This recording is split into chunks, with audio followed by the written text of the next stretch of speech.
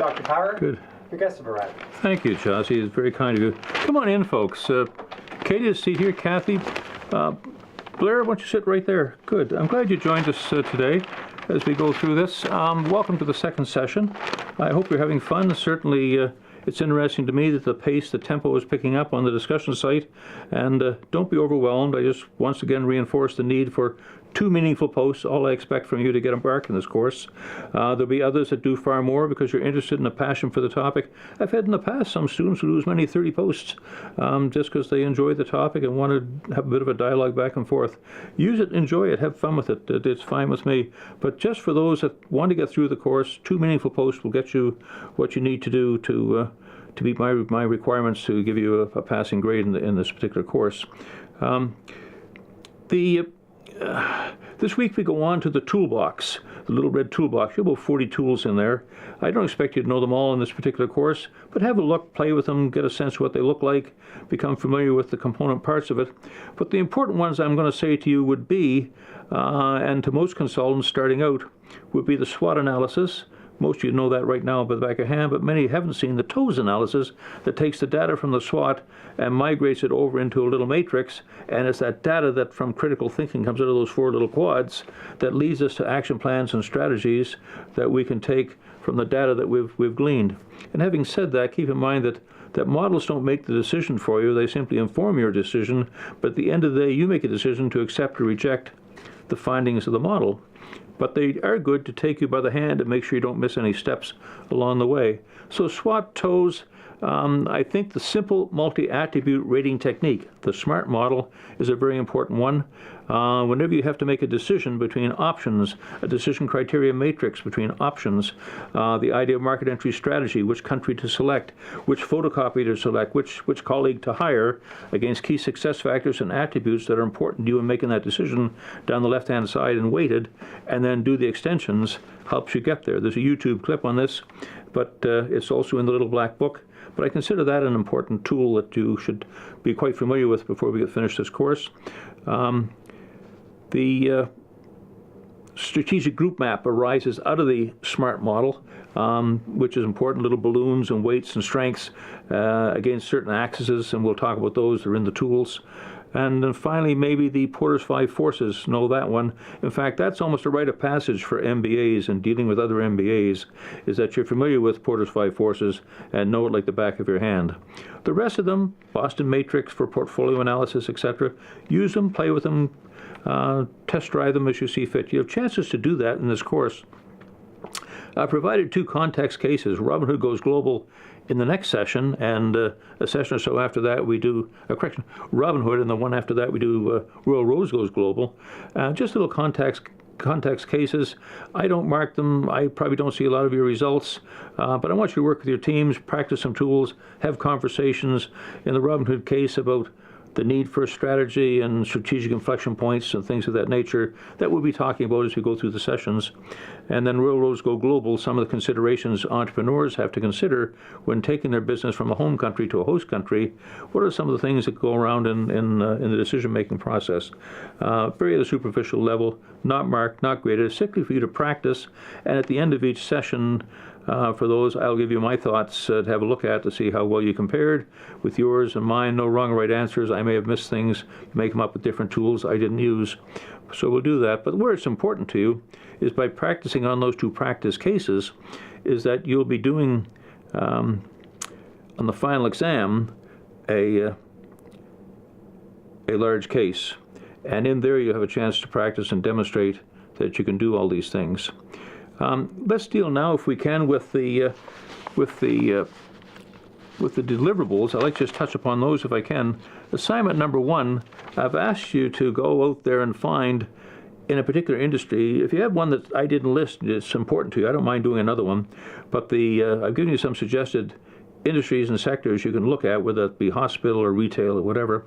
Go in there and find a particular article on the internet of everything, something that's current, cutting edge, something that leads to some so what's. What implications that might have for society and for politics and for the economy, something in there that arises out of it. So it's not enough just to cut and paste a story from the front page of the paper or the business section on the Internet of Everything, some new breakthrough.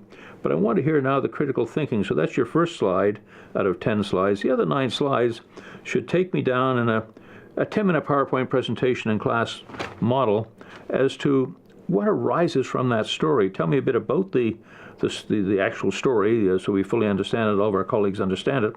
But then take me down the road and explain to me what are some of the so whats that will flow out of that? What changes will people be laid off? Will retail states be laid down? Will it reduce the cost of hospital care in Canada? Take me through that and show me.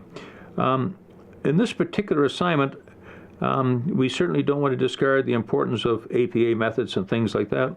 But at this point, I simply want the substance. I'm not overly concerned with the form. And so as long as I have 10 PowerPoints with the URL put in the slide somewhere so I know where it comes from and I can check out and read it myself, that will be sufficient, along with a one-page, probably in a bullet point or narrative, those little speaking notes that you'd have. If I said do a 10 PowerPoint, you'd have little speaking notes in front of you and you'd just be referring to slide 1, slide 2, explaining to me a little bit more detail on what maybe is contained on the slide. That's all. It's only 5 marks. No need to get carried away with it. It's a very simple little exercise. The second assignment should build on that the topic you built, I would hope that you would have the foresight to take a topic that you can use that research into your second assignment, where we start looking now into a 2,000-word paper that will pay attention to the APA with cover pages and tables of contents and executive summaries and references, appendixes. Appendixes don't count, by the way, towards the 2,000 words, where you will now have a good discussion in 2 parts. One is to talk about this particular Internet of Everything in your particular sector. You talk about maybe some examples, 5 or 6 sort of innovative things that are happening. And then in the second part of your paper, I want you to turn your mind to the dark side of what this Internet of Everything is going to do. The idea of data security and data privacy and data sovereignty and data censorship. I mean, today, just think what's happening with Google and Facebook and Twitter. They're censoring as we speak. They're taking the preferred, in their opinion, stories and putting them on the front and hiding down below stories that disagree with their view of the world and how it should be. In some cases, in Twitter, they just simply take it right off and don't allow you to post. And that seems to fly in the face of just fair play, that everybody's got a right to be heard. And you may not agree with some people's statements, but certainly we have a right to say those statements, it seems to me. And then we have a right to turn it off or not to listen. But increasingly, I'm becoming more and more concerned, as many are in the world and governments are in the world, with the increasing power these monopolies, this oligarchy of public thought have over your decisions, my decisions, and the decision makers of countries, and to what extent should they be controlled. And it's not unusual. I mean, America broke up Standard Oil when it got too big. Ma Bell got broken up by the Americans when it got too big. So when these things get too large, it's just good for competition. To stimulate more competition is to balkanize them and break them up into smaller sizes, where you may have an idea for a Twitter account, and rather than be edged out, give you a chance to fight and build up for competition and bring the price down. So it's a concern. But anyway, that's the second assignment. I'm looking for some discussion around that as a formal paper as you go through it. What else is on my mind? Yeah, this week we covered the strategist perspective, just to get your mind set on dealing with strategy, to break down some of the old mental models, identify some of the new mental models as we push forward. There are many, but these are just some to start you thinking that way. Hope you found some interesting challenges in there to start thinking a little bit differently. I posted, in fact, today's Wednesday, I'm going to post it tonight when I go home or first thing tomorrow morning, the one on the stormtroopers. And if you followed the instructions carefully and sort of put blinders on and focused your attention on the video itself and counted the stormtroopers and aimed for 19 or 20 or 21, I hope many of you did. But the point I'm trying to make is it was a shock and awe moment when you stood back for a few seconds and saw, when you played it the second time, the stormtrooper walked right across the screen and looked at us.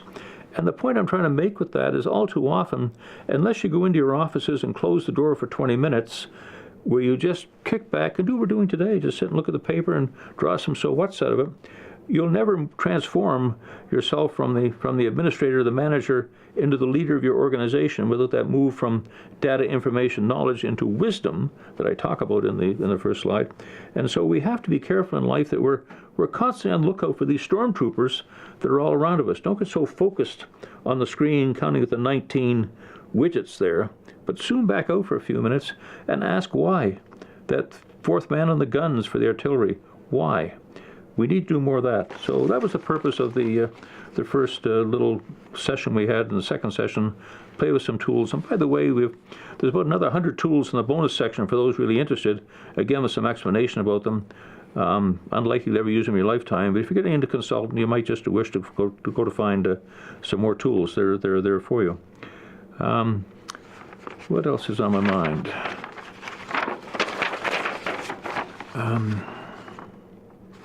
Yeah, I want to talk, if I can, then briefly about the key thought arose out of this week's discussion sites, and that was that this transition in how we manage and what we expect the competencies to be of our workforce. And certainly in the industrial age, at the turn of the 19th century up to about 1970, most of what we did was teaching folks how to replicate, produce, bring costs down.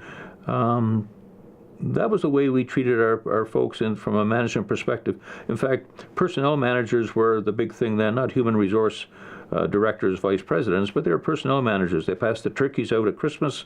They helped some folks with some wills and some pensions, but they didn't have the role to play that has morphed in for HR folks today, where the HR people should be sitting at the boardroom tables helping with the decision plans.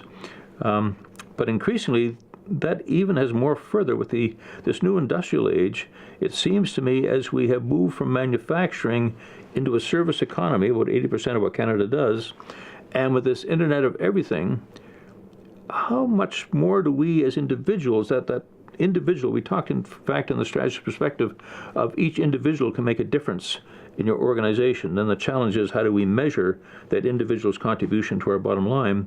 Well, the same thing's here. That individual now, with the Internet of Everything and the social media and coming into play, we need individuals that have different skills than they had in the industrial age. They need to analyze people quickly, as psychological competencies. We need those sort of attributes that weren't so important before. But today, that ability to read and be sensitive to and motivate people is becoming increasingly important.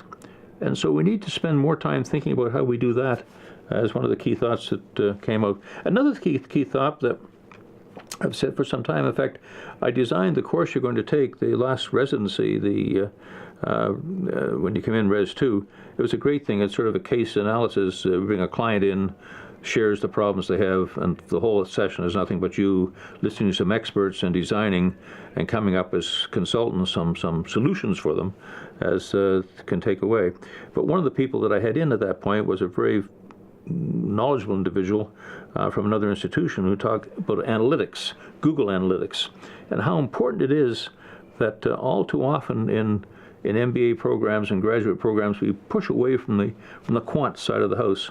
And I'm telling you that increasingly in this new industrial age, this new internet age, the importance of you picking up on the quants, whether it be marketing or financial ratios or whether it be statistics, the importance to start bringing some of that hard skills back into every discipline. So I'd encourage you to look at the Google Analytics and come to understand that. I think that's important. The other little thing I picked up on this week, and I think it's just coming through the fog, but the margins in the drug industry, in those pharmaceutical stores on the corner, Shoppers Drug Mart, and the corner little drugstores, etc., the margin on drugs, over-the-counter drugs, and the prescription drugs is fat. The supply chain is fat. And Google's identified this. Not Google, Amazon has identified this. And I think what we're going to see is starting to happen, that Amazon, again, taking over the world, is going to make a big play, as they did in the food industry. They're out in front right now, and Walmart's trying to catch up. I think we'll see a similar game plan come into the pharmaceutical side of the house, and every corner little drugstore is going to be under threat by Amazon doing the same model they're doing for food, is put your drug prescriptions in, they fill them and express them to you faster than your corner store at prices substantially lower. They're going to wring the pennies out of the value chain, and that's going to cause a lot of disruption in the pharmacy business. So just a thought for today. Now, let's look at the paper for a few seconds and get some other things there. Here we have, just for information, I'm concerned about Men in Black. The whole flavor of Canada seems to be marching in close order with the Americans and the Patriot Act and their Men in Black on every street corner, every airport, and guns and helmets and armored personnel carriers and tanks among the civilian populace. And I'm disappointed to say that Victoria has just gone ahead and spent $320,000 acquiring a multi-purpose assault vehicle. Well, I come from a different generation. I appreciate things happen, but the more we dress in black and lose that human touch, I'm concerned. And how about you? I mean, I like the old day when you knew your policeman on the street corner, rather than they're in cars and whipping around. But I appreciate that it's difficult to do, but I'd like some conversation this week. Are we going too far in this militarization of our police force? In fact, I may just digress there for a moment while I'm thinking about that. In America, the results of the police force is incarceration for folks. And in America, they have more incarcerations than anywhere else in the world. And part of the reason is public-private partnerships. Most states down there, in order to build the prisons, have signed agreements with the private sector. You and I can own a prison, and they will guarantee how many bed spaces they will fill. And if they don't fill them, then the state has to give us the cash. Either way, we win. And so what we have down there is this high arrest rate of people that normally should not be arrested. There must be some other sanctions that can be provided, whether it be white-collar crime or whether it can be smoking of grass. But they need to fill bed spaces. And so we get, mainly from the lower end of the economic scale folks, black folks, etc., picked up and fired into the can just so they can feed the system. And to some extent in Canada, we do the same thing, our incarceration level. It's an industry. If you back up for a minute and think of the prison guards, the parole officers, the facilities itself, the people who bring supplies to it, the courts, the judges, the social workers, it just goes, halfway houses, it goes on and on. It's a complete industry. It's almost to the point that you can't ratchet down the number of people you incarcerate, come up with a better Bail Reform Act or whatever it happens to be, to bring down the number of people we're putting away in jail. And so we may need whole new mental models about these sort of things to include the militarization and our attitude towards the need for incarceration. Yes, it's there for some, but for others maybe it's not quite so paramount. Maybe there's other ways to make amends. But a good conversation for this week. What else have I got on the paper here today? Home buyers. More bad news on this front. As interest rates rise, mortgage payments have the National Bank regulator concerns. So on the 1st of January coming up in about 3 or 4 months, not in addition to the down payment requirement of 20% to buy a residential home, they also want to do a financial stress on you on the other 75%, that if interest rates were to go up, can you still carry your mortgage? Now, it seems to me that's the state getting involved in your personal affairs. I think it was Rousseau said, I could be wrong, I think it was Rousseau said that everywhere man is born free, man is born free, yet everywhere man is in chains. And I don't know why we put these layers of chains on each other. Here's just another chain that the state thinks it has the need to supervise whether or not you can buy a house, even after you put a 20% down. They want to have a look at the rest of your affairs. This seems to me invasive and not there. And I asked myself why I would do that. And a little further down, it's interesting that a TD Bank senior economist said that the data in August showed the insured mortgages were down 4.5%. Well, that's where CMHC and these people make their money. So their business is down 4.5%. And the uninsured mortgage credit, the people that actually put the 20% down, their business grew by 17.3%. And so more people are not buying the insurance. They're going the other route. So somehow they want to get involved in this piece too. And so it's going to have great impact. A Canadian economist suggests that using the traditional model of 25 years to amortize the payment of will increase the price of a home, or decrease the price of a home that an individual can afford will go up by 15%, down by 15%. So all these $1 million homes in Toronto, Vancouver, Victoria, etc., will drop to $850,000 on a $1 million home as what they will qualify to buy. And so it's going to have some significant impact on our market early next year, this intrusion by the state into whether or not you can get a mortgage. This is not to take away the importance of the interest rate. If the interest rate does go up, beware, both in your credit cards and everything else, that I think we talked about this last week, there will be significant implications. So you have to do your own stress test that you can afford the higher payments. But I was reading Mark Stein's book a while back, a couple of years back, but I recall he made the point that the American debt at that time was about $16 trillion. Today it's over $20 trillion, but it was $16 trillion. And at that time, the interest payments on $16 trillion paid for at today's very low interest rates of 1 and 2 percentage points was in the order of $285 billion a year, $285 billion a year, primarily paid to the Chinese. And it was interesting that when you cost out the cost of the People's Liberation Army in China, $285 billion is just about the exact figure to cover their military force that we pay for, the Americans pay for. And then if we went up to makes the point, if we go to the historical rates, go back up to 4 and 5%, where they normally are, because these are unusual days, but conventionally at 4 or 5%, the payments on those loans that are outstanding for America at $16 billion, it's now over 20, a trillion rather, it's now over 20 trillion, will go to $845 billion, $845 billion. This will mean that the American taxpayer has given enough money to the Chinese to increase their military four times, based on an interest rate rise. So it's not just you and I individuals in our homes, but even countries and states are going to be really stressed if interest rates go back up in America, as they're threatening to do come December, put them up again. So just this week we could talk a bit about the interest rates, mortgage, government's involvement in your life.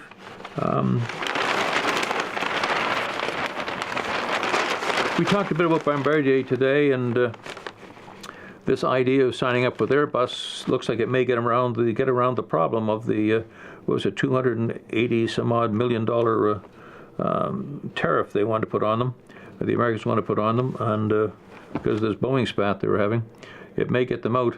But I was reading in the Bloomberg that they also sold their rail line through some sort of alliance with Siemens in Germany last year, and they only had the two wings, the rail and the air, and this takes substantially their company is out of their control. But the Bombardier shares jumped, because I think in the news the day before of the fines, the share dropped down to a $2 range, and now it's jumped back up. I didn't get the number. Yeah, it jumped up 16% on the news yesterday. The Fed's tightened the scope. Yeah, this is interesting. At the same time, we have the Americans reforming their tax code, cutting back on small business, cutting back on trying to repatriate funds, doing away with death taxes, all these sort of things. We have our finance minister, Bill Morneau, is trying to, with Trudeau, is trying to get more tax monies on passive income. So people like lawyers and doctors and accountants and consultants that have private firms don't have pension plans like these government officials that they're talking about, store some money in their companies. They hire their kids, they hire their wives to help with the loads. Somebody's got to take the garbage out, and somebody's got to mow a lawn, and somebody's got to do the photocopying. And so they build in family members into here, a sprinkling of family members, you refer to it as a sprinkling of family members. And but sometimes bureaucrats lose the sense that we can't live in the best buildings downtown in Victoria, and we can't afford the air jets, helicopters flying back and forth to Vancouver. We have to take the ferries. And but never, he wants to claw back and tax these small businesses. Now, they've reduced it because the hue and cry is up, and Trudeau's getting a sense that people don't like that very much. But nevertheless, he's insisting on moving forward on some small firms. I don't know which ones are going to be affected yet, but they certainly want to take away these tax benefits of individuals who have small corporations and run their businesses from there. So we look a bit at that and see what we think of it as it goes on, and this tax fatigue, and are we taxed too much, and all our issues we could look at. Ontario moves to ban high heels as part of the workplace uniforms. And my wife tells me, and my youngsters tell me, that high heels are very, very painful, particularly if you have to run in a restaurant and do this. So to what extent does a business owner have the right to shape the culture, the flavor, the appearance of his organization or her organization by putting on dress codes, whether that be for men or for women working on the site? Worth a chat. We could look at that. NAFTA deadlines have been extended out to 2018. Not going too well. In fact, I was struck by the American negotiator. He says, "Frankly, I'm surprised and disappointed by the resistance to change from our negotiating partners," he said, with the Canadian and Mexican colleagues standing by his side. Well, I guess it's which side of the hand we look at. We were a little gentler on our summing up when Christina Friedland, our Foreign Affairs Minister, spoke, and subsequently a little gentler as Canada is. We tend to be a little more wishy-washy and gentle in responding. But certainly it's not going exactly the way America wants. Mexico and Canada aren't giving any ground, and it continues. Google is setting up a firm to connect on the Toronto waterfront. It's going to make it sort of a smarter, greener waterfront. Dubai is a good place to look. Dubai in the Middle East they've got smart cities, no cars allowed, everything's electric. They've got flying drone cars over there. Just Google Dubai flying cars and you'll see what I'm talking about. They're well out in front. Had a collision between a drone and a plane at the Toronto airport for the first time. Certainly this is part of the Internet of Everything, this challenge for space and regulations. This is the way globalization started in 1978 with Margaret Thatcher, building on the thoughts of Hayek, followed by Ronald Reagan 2 years later when he got elected with the thoughts of Chicago economist Milton Friedman. Built this thing up, but globalization took off, and so the businesses seized the opportunity, got running down the road, but all the infrastructure behind, whether it's the legal system, the accounting system, the regulations, the standards, the tariffs, had to race like mad to catch up because business was moving much too fast. Well, the same thing's happening here. This Internet of Everything has just exploded, and things like drones are changing the laws and regulations, and so bureaucrats have to get busy and get some handle on this so there's no more collisions. McDonald. There's this thing in the States, particularly in the southern states, because of the slavery and the treatment of blacks during particularly the Revolution period. They're pulling down all the statues. And that has moved forward now into Canada, and so there's a move afoot to take down Sir John A. Macdonald's models of statues have been put up for him. And so I guess this week we could talk about the historical figures, both on our side of the border and American border, notwithstanding the transgressions that took place at that time. Maybe we have to view it at the culture at that time as to what was considered normal and not normal, and my question, are we too harsh on John A. Macdonald in the light of the facts and circumstances of the Confederation of Canada in 1867? So we can have a look at it. Appreciate those sort of thoughts. The Kurds are pulling out from disputed Iraqi areas.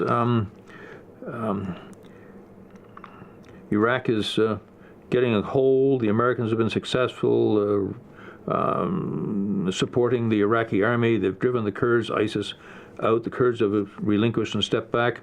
But this growth, and we'll talk about, of nationalism and sovereignty and globalism emerges. And so here we have the Kurds that are in northern Iraq. They're also in Turkey, and they're also in that tip of Syria. Very much want their own Kurdistan, their own land. And they fought hard. They were strong fighters backed by the Americans, and they drove ISIS back out of these territories. And in part they did that saying, when this is all over, this is our land. We fought for it. We paid for it with our blood. And now the truth is going to be told as to which side America lines up on, as they have now American equipment from fighting, as does the Iraqi army have American equipment from fighting. And so there's all sorts of different levels there, and you layer on that the Sunni and the Shia equation that will come back into play here, this hatred back to the time of Muhammad of around 642, will emerge. And so Turkey doesn't want it, Syria doesn't want it, the Iraqis don't want it, Kurds do want it, and so we can see a bit of that come into play. It's an oil-rich area, and that's why it's important to us as strategists. If they continue fighting over these oil fields, this area, it impacts the amount of surplus oil that there may or may not be in the world. Something we could look at. What else I want to talk about? I get this. I'm on a distribution list for a lot of military geopolitical news, and I'll just fly through some of this very quickly with you if I can. Venezuela, as you'll be aware of that, what's going on, a great oil supplying country, but it shows what going from a democracy to a socialist, it was a populist government before, now it's going hard, almost communist in its political theory down there. And so we have a new round of sanctions on Maduro, the current leader down there, triple-digit inflation, soaring crime, food and medicine shortages, and turmoil. It's a rich country. It should be doing quite well, but under the current mode, it's a basket case falling apart. And so it's something for us to look at, as well as we see the Chinese coming in there, signing a $5 billion contract to take the oil off to China to feed its supply chain. Worth looking at. Catalan separatist leaders were just jailed yesterday, in the Irish Times reported it, just jailed by the Spanish court. They were trying to, they had a vote, independence, wanted separate, as we have like the Quebec and Canada. They successfully passed a vote calling for a separation from Spain. These leaders were thrown in the can because of it. And it's at the same time we talk this National Socialism. It's not just the BRICS in America, but we see it in France. We see these new right-wing parties emerging in Germany as well. We saw in Austria yesterday or the day before a 31-year-old may well lead the coalition of right-wing folks based on immigration, largely shaped about what's happening in Europe with these open door policies and the concerns and the change of culture. It is building. It's building everywhere. U.S.-backed force, the Islamic State's Syrian capital. Don't need to spend time on that. Kurds have talked about. Mogadishu, truck bombs, big terrorist attack inside Somalia, inside Mogadishu. But I want to talk about that just for a second, because sometimes we lose and don't know the full story. But consider for a minute that along the water side of Somalia is the fishing grounds for the folks in Somalia. And they're not educated, they don't have a lot, but they do have a fishing boat, and for years they've taken their boat out into the waters, they catch fish, they bring them back, and they feed their families and run their small little entrepreneurial ventures. The Western developed countries, of course, hauling oil out of the Middle East through the Gulf of Hormuz, etc., coming down across the bow there, would often just dump the bilge water out and dump the garbage overside because there was no sanctions. There was no Coast Guard to enforce it. There were no, like we would put in Canada or the Russians would put on their passage up north, the ability to enforce it. So as a result, the fishing industry is dead or just about dead off their coasts. And so what are they going to do? They've got to feed their families. So many have turned to piracy. They come out and their idea, we call it piracy, they call it tax. You're going through our water, we want you to pay for it. You polluted it, pay for it. And so we get this two sides of the hand that in our Western thing we see them as pirates and bad people, and that's not to take away. They certainly, all the things they do cause a lot of heartburn. But what motivated, what was the change? And in large part it was maybe us not behaving the way we should behave. So have a look at that anyway. But there's another side of the story of Somalia. And that's not to take away this terrible thing of up to 300 people killed. There's no excuse for that. The motivating factors we should look at a little bit closer. Russia. Oh yeah, this is interesting. I like watching what Russia's doing. Recall Russia is based primarily on an oil economy, and oil is down to $50 a barrel and has been for a considerable time. And they've been working with the OPEC nations to see if they can't, in the next couple of months, somehow artificially raise the demand-supply curve in their favor. I don't think with success, because there's a glut and more countries are putting it out. And that being the case, they announced with some glee that they're going to put out another 10 modernized anti-submarine warfare helicopters to go along with the 46 they've completed. Good for them. But their big major aircraft carrier, the Admiral Kuznetsov, was for being tuned up and fixed up, but they've run out of money, and it's not taking place. And so I think what we're seeing is Russia right now, on its current account and what it's got to work with, is being very frugal in what it can spend on. And it may be a replay of what we saw with Reagan in the 1980s, was the actual about spending on defense. America and NATO nations are ramping up and spending more, that 2% spending more. And to respond, Russia has to do the same sort of thing to try to keep the balance together. And it appears cracks that they can't keep up. And it's an interesting thing to watch for.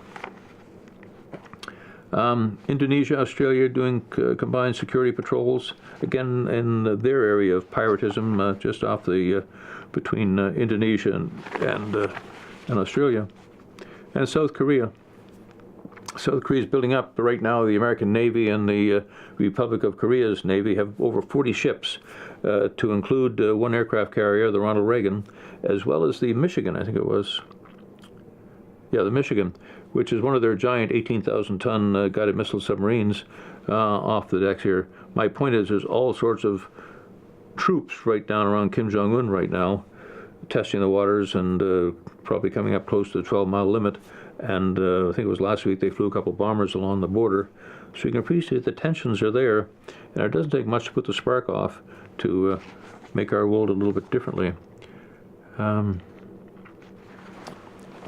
Finally, last week I talked to you about the Foreign Affairs Journal, 16 font, good magazine. This week I want to talk about Bloomberg's Business Week. It's not written with the style and the class and the white space that, say, The Economist has. This one is more jumbled. It's more like a school paper, if I can. It's just full of interesting tidbits of information, that type of thing. I'll try to find it, give you a sense of it. This sort of stuff, tidbits of little information, which is full of that sort of little snippets, which is interesting. So have a look if you're interested. They have student rates worth looking at. But one article in here talks about the Silk Road and the advantage of China. They said they've put, in 2016, they put 420 trains going through that, and they say now it'll be up to 500 between China and Europe on moving busy cargo freight between the European continent and the Chinese Silk Road. And intermodal transportation, the importance of it, and they recognize it, and they're putting the infrastructure in.